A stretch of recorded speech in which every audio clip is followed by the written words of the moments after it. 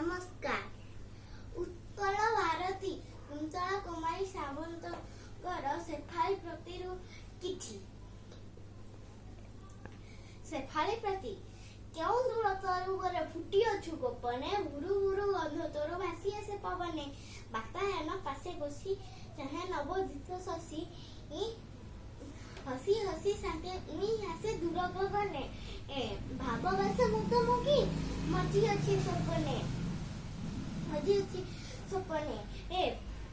हृदय तर तमु तुम्ही भरा एते अमृत हृदय तर तमु तही भरा एते अमृत बिहेला के बुझिब ज्ञानातीत अद्भुत गोपने फुटिचु दूरे तरुपत्र गहଳରେ तथापि तो बासे मोर हुए प्राण आकुल कहाँ केउ शिल्पी तथे गढ़ी अछि रे फूल।